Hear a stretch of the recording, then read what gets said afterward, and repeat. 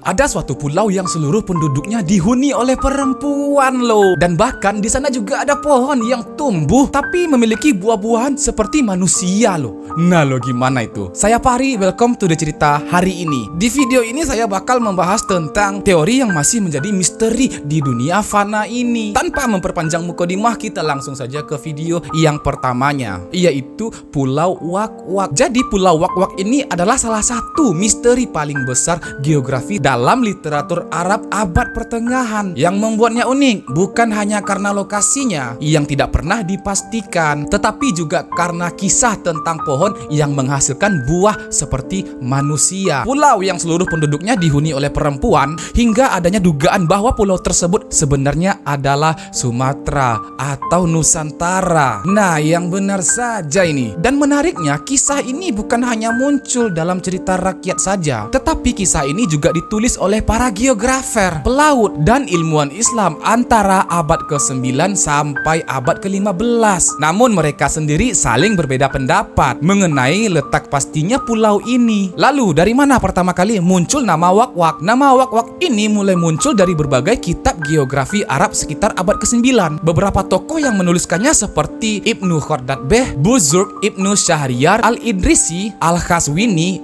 dan Ibnu Al-Wardi. Yang menariknya, mereka tidak menyebutkan Wak-Wak sebagai negeri khayalan, tetapi sebagai pulau nyata yang sangat jauh. Namun ada beberapa teori yang menyebutkan kenapa pulau itu dinamai Wak-Wak. Wak-Wak berasal dari pohon aneh yang mengeluarkan suara. Konon ketika buahnya sudah matang nih, terdengarlah suara seperti Wak-Wak. Setelah suara itu keluar, lalu buah itu jatuh. Nah, dari sinilah nama pulau itu berasal. Namun sebagian ahli bahasa menduga nama itu berasal dari penyebutan masyarakat lokal Austronesia yang kemudian didengar oleh para pedagang Arab. Namun kemudian berubahlah pelafalannya menjadi Wak-Wak. Nah, ini cerita yang paling terkenal nih, bahwa pohon itu tumbuh tapi menghasilkan buah berbentuk manusia. Jadi menurut manuskrip abad pertengahan seperti kitab Al-Bulhan dan karya Al-Khazwini, di Pulau Wak-Wak tumbuh pohon yang menghasilkan buah yang berbentuk perempuan, bro. Deskripsinya sangat rinci, di mana buah itu memiliki wajah, rambut, mata, tangan, kaki, bahkan organ tubuh yang lengkap seperti manusia seutuhnya. Jadi buah tersebut menggantung pada bagian rambutnya. Nah, ketika matang mereka berteriak, terdengar seperti Wak-Wak. Lalu akhirnya buah itu jatuh dari pohon. Beberapa versi mengatakan setelah jatuh mereka langsung mati. Namun di beberapa versi lain mengatakan setelah jatuh mereka hidup selama beberapa jam sebelum akhirnya meninggal atau mati. Lalu apakah benar hanya perempuan yang tinggal di sana? Di sini beberapa naskah Arab menggambarkan Pulau Wak-Wak ini sebagai kerajaan yang seluruh penduduknya dihuni oleh perempuan. Mereka dipimpin oleh seorang ratu. Karena tidak ada laki-laki, legenda pohon Wak-Wak ini menjadi penjelasan mitologis mengenai bagaimana populasi mereka terus bertambah. Nah, menurut teori yang berkembang, bahkan ada yang menyebutkan pulau ini berada di Nusantara loh, tepatnya di Pulau Sumatera. Nah loh, apakah iya itu? Nah, kebetulan saya orang Sumatera nih. Jadi sebenarnya ada beberapa alasan. Pertama, kisah ini muncul dari peta Al-Idrisi, di mana Al-Idrisi membuat peta dunia pada tahun 1154. Jika koordinat Wak-Wak ini diproyeksikan ke peta modern, lokasinya mendekati wilayah Sumatera. Namun interpretasi ini masih diperdebatkan oleh para sejarawan. Tidak hanya memiliki pohon yang unik dan dihuni oleh mayoritas perempuan, Pulau Wak-Wak juga memiliki kekayaan emas yang melimpah, di mana Ibnu Khordadbeh menulis bahwa penduduk Pulau Wak-Wak ini sangat kaya. Beliau bahkan mengatakan penduduk Pulau Wak-Wak ini bahkan memiliki rantai dari emas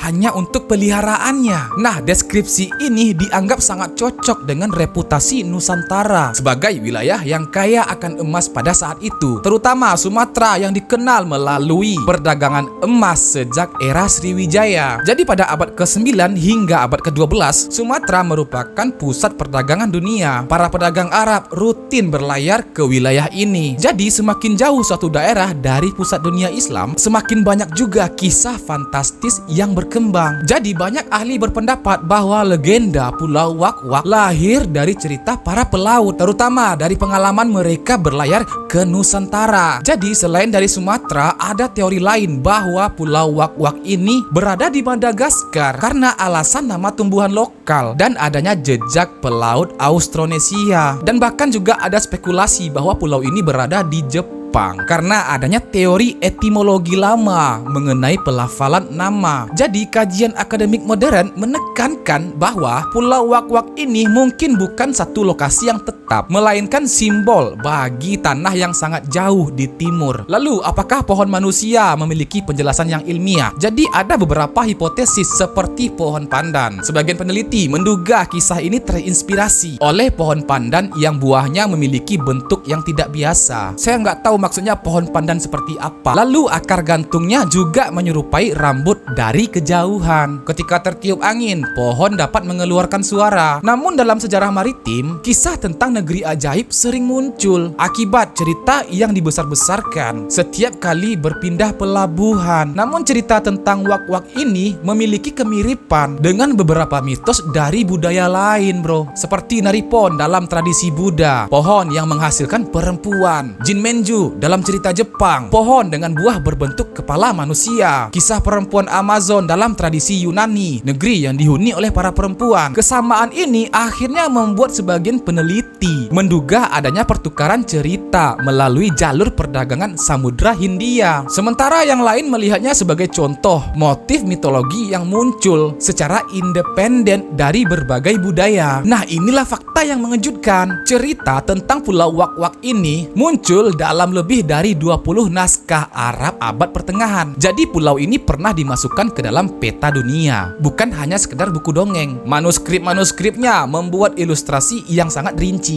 tentang pohon manusia dan Ratu Wak-Wak. Namun dalam beberapa sumber, Wak-Wak digambarkan sebagai negeri yang kaya akan emas dan kayu hitam atau eboni, cocok dengan citra Asia Tenggara pada masa perdagangan kuno. Nah, jadi bagaimana menurut kalian jikalau pulau yang kaya akan emas dan memiliki pohon yang menghasilkan buah seperti manusia ini benar-benar ada? Nah loh, kita masuk yang kedua. Nah, yang kedua ini mungkin bisa menjadi penjelasan dari misteri Pulau Wak-Wak ini. Dimana yang kedua kita bakal membahas tentang peta Al-Idrisi. Kenapa peta yang beliau buat ini sangat berbeda dengan peta di era modern? Bahkan sampai adanya beberapa tempat yang menjadi misteri seperti Pulau Wak-Wak pada video pertama. Jadi banyak referensi yang menyebutkan peta Al-Idrisi membuktikan adanya peradaban yang hilang atau dunia yang disembunyikan. Akan tetapi jika kita melihat sumber-sumber sejarah atau beberapa penelitian modern, ceritanya akan jauh lebih menarik daripada teori konspirasi tersebut. Nah, mari kita mulai dari awal dulu ya. Jadi siapa sebenarnya Al-Idrisi? Siapa beliau ini? Nama lengkapnya Muhammad Al-Idrisi, lahir di sekitar tahun 1100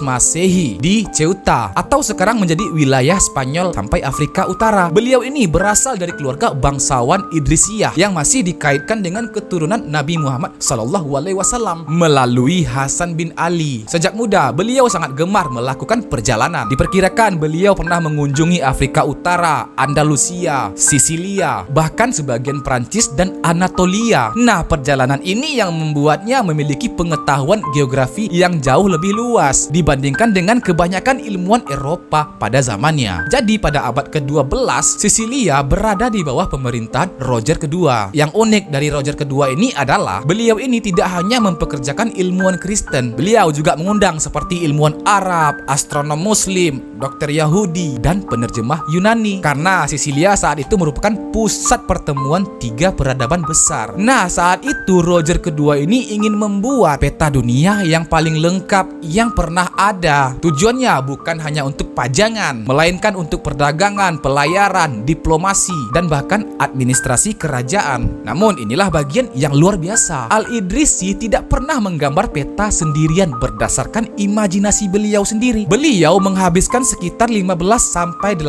tahun untuk mengumpulkan informasi. Metodenya sangat mirip dengan penelitian modern, di mana beliau mewawancarai para pedagang Arab, pelaut Persia, pedagang India, pelaut Normandia, pengembara Afrika, dan bahkan bahkan utusan kerajaan, dan juga orang-orang yang pernah berlayar jauh. Yang menariknya, kalau dua saksi memberikan informasi yang berbeda, Al-Idrisi tidak langsung mempercayainya. Beliau ini membandingkan semua laporan dan hanya informasi yang dianggap konsisten yang dimasukkan ke dalam petanya. Ini bahkan disebutkan dalam deskripsi penyusunan atlas tersebut. Jadi peta itu awalnya bukan kertas. Ini juga beberapa fakta yang jarang diketahui. Selain naskah yang dikenal sebagai Tabula Rogeriana, Roger kedua juga memerintahkan dibuatnya sebagai globe atau cakram besar dari perak yang diukir dengan representasi dunia menurut hasil penelitian Al-Idrisi. Sayangnya benda perak itu diduga dihancurkan ketika terjadi kekacauan politik di Sisilia, sehingga yang bertahan hingga kini terutama adalah salinan manuskrip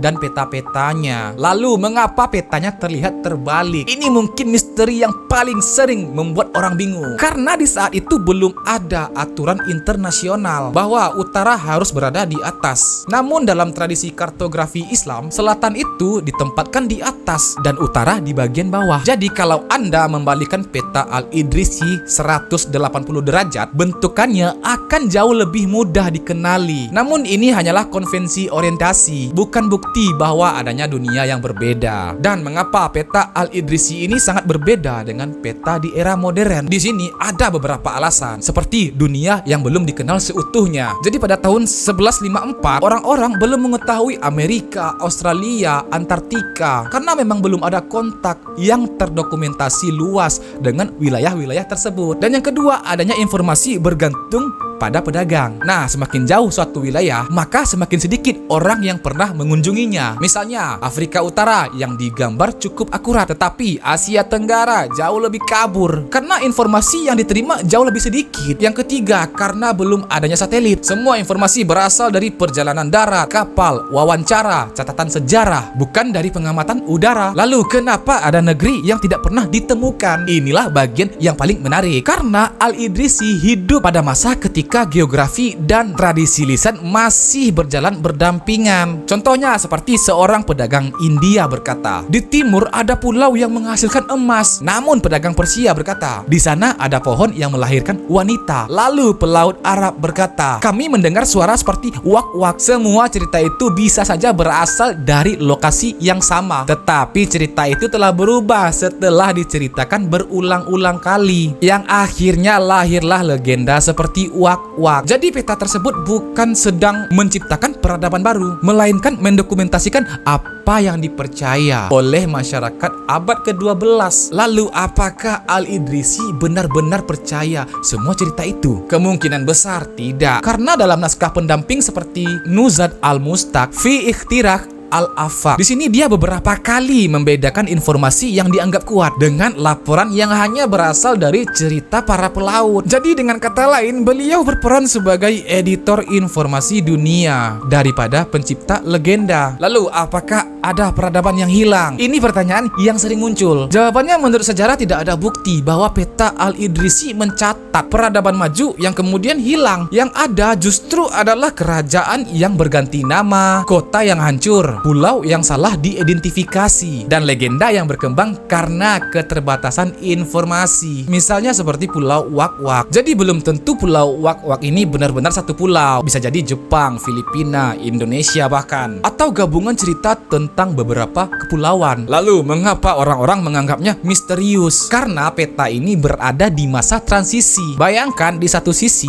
Al-Idrisi mampu menggambar Laut Mediterania, Italia, Jazirah Arab, bahkan Afrika Utara dengan ketelitian yang sangat luar biasa pada abad ke-12. Namun di sisi lain, begitu mencapai wilayah yang belum banyak dijelajahi, beliau harus mengandalkan cerita dari para pelaut. Akibatnya satu atlas memuat dua dunia sekaligus, seperti dunia yang sudah dikenal dan dapat dipetakan, dan bahkan dunia yang masih hidup dalam imajinasi, laporan perjalanan, dan bahkan legenda. Itulah sebabnya Tabula Rogeriana tetap menjadi salah satu karya kartografi paling penting dalam sejarah. Nilai utamanya bukan karena membuktikan adanya peradaban yang hilang, melainkan karena menunjukkan bagaimana manusia pada abad ke-12 berusaha memahami dunia dengan menggabungkan observasi, perdagangan, dan tradisi lisan menjadi satu peta yang luar biasa. Jadi kurang lebih begitulah bro pembahasan kita tentang tempat-tempat misterius yang pernah tercatat di dalam peta Al-Idrisi di konten hari ini. Kalau ada kekurangan saya mohon maaf, kalau ada kelebihan simpan saja kelebihannya. Sampai jumpa di cerita selanjutnya.